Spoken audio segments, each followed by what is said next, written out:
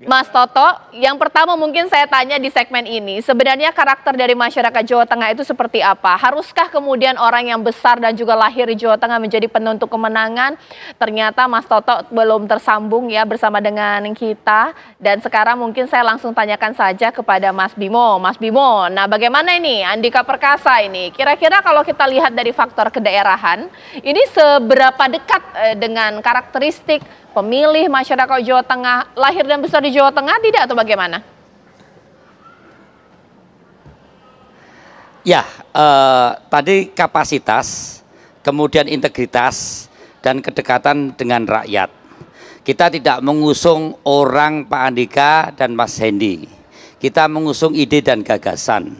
Visi kita tahu betul bagaimana rakyat Jawa Tengah ini adalah rakyat yang mempunyai pemahaman tentang nasionalisme kerakyatan dan hidup dan tumbuh di lautan masyarakat yang religius. Pengalaman kita, baik itu gubernur, bupati, wali kota, selalu dekat dengan kalangan religius.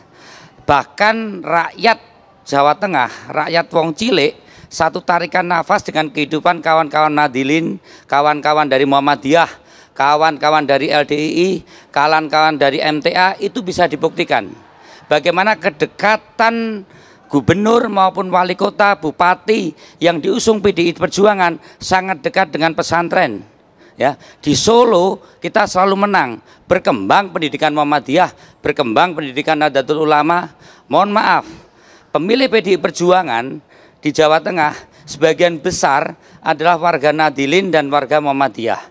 Jadi dalam sosok kepemimpinan kita tahu persis kebutuhan rakyat Jawa Tengah tentang kesejahteraan. Ya. Hasta prasetya yang dicantumkan di dalam mengusung seorang calon kepala daerah, kita selalu mendahulukan yang namanya kebijakan orientasi publik, kesehatan, pendidikan, ya. Kemudian perumahan, sandang pangan, kebersihan kota yang demikian bagus di wilayah Jawa Tengah. Saya tidak terlalu pesimis mengenai hal yang diinginkan masyarakat Jawa Tengah dengan sosok figur Pak Andika Perkasa dan Pak Hendy adalah sosok yang bisa menjawab berbagai hal yang menyangkut keinginan dan kehendak rakyat Jawa Tengah. Kami tidak terlalu skeptis, memang Pak Andika dari Purnawirawan TNI dan Pak Hendy dari PD Perjuangan. Mas Bimo, tapi kedekatan dengan kalangan religius kami sangat dekat. Baik, bagaimana kalau itu? Ya, Mas Bima, terima kasih. Mas Habib seperti apa untuk Ahmad Lutfi? Kita melihat ya, Pak Ahmad Lutfi ini lama sekali bertugas ya di kepolisian di daerah Jawa Tengah.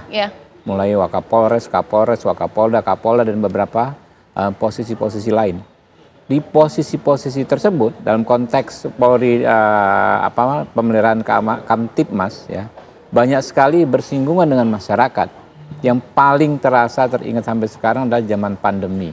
Ya, di situasi sulit itu, ya Pak Ahmad Lutfi termasuk salah satu yang mengambil inisiatif, setahu saya ya, ikut membantu, ya, berkontribusi besar dalam bagaimana menangani masalah tersebut. Ya. Begitu juga masalah-masalah lainnya ya, yang memerlukan pendekatan humanisme. Nah ini itu sukses sekali dilakukan oleh seorang Ahmad Lutfi, karena saya paham ini karena memang saya di Komisi 3 DPR RI ya, dalam setiap raker kan kita baca kita pelajari kinerja masing-masing Kapolda ya, bagaimana interaksinya dengan masyarakat. Pak Ahmad Lutfi ini termasuk salah satu Kapolda yang hampir tidak pernah diadukan di RDPU, di rapat dengar pendapat, karena ada masalah ya. Berarti kan secara kontrario kami menganggap memang nggak pernah mengeluarkan kebijakan yang dianggap tidak adil ya selama di posisi tersebut, sehingga penerimaan masyarakat terhadap Pak Ahmad Lutfi, masyarakat Jawa Tengah terhadap Pak Ahmad Lutfi menurut saya sangat-sangat baik.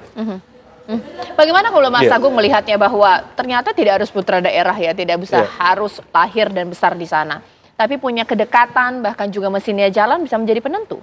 Iya, saya sering menyederhanakan ada 3 faktor. Pertama soal personal branding, tadi sudah banyak kita ulas bagaimana rekam jejak dia, visi misinya, program-programnya dan seterusnya. Yang kedua ada isu branding. Ini kalau bisa menyentuh sosiodemografi masyarakat Jawa Tengah.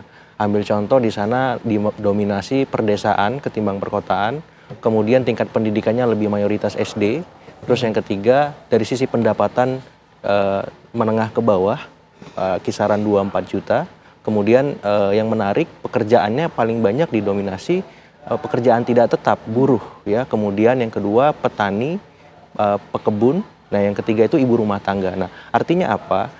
Pak Andika Perkasa, Mas Hendy, kemudian Pak Tadsyasin bersama Pak Ahmad Lutfi itu harus mampu menghasilkan program-program yang relevan dengan kelompok sosiodemografi itu. Misalkan soal sembako gimana biar nggak mahal, lapangan kerja bagaimana biar meluas dan mereka punya pekerjaan tetap.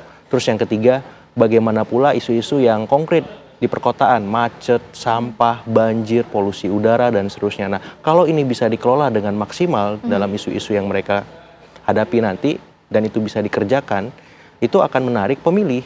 Dan disinilah intinya dari pilkada itu, bagaimana kandidat mampu setelah punya personal branding, dia bisa mengakomodasi isu-isu tadi supaya apa? Bisa menjawab kebutuhan di masyarakat. Nah, terlepas dari itu semua, yang paling penting yang ketiga adalah bagaimana dia bisa menggerakkan mesin-mesin politiknya, ya, party branding, mesin politik branding, supaya apa? Supaya kemenangan semakin dekat, seperti itu. Baik. Terima kasih Mas Habib, terima kasih Mas Agung, terima kasih juga kepada Mas Bimo, dan tadi ada Mas Yunarto Wijaya. Nah, kita lihat nanti bagaimana kemudian usaha-usaha yang dilakukan oleh para pengusung di sini, mesin-mesin partai politik, bahkan juga figur dari calon tersebut untuk Pilkada Jawa Tengah.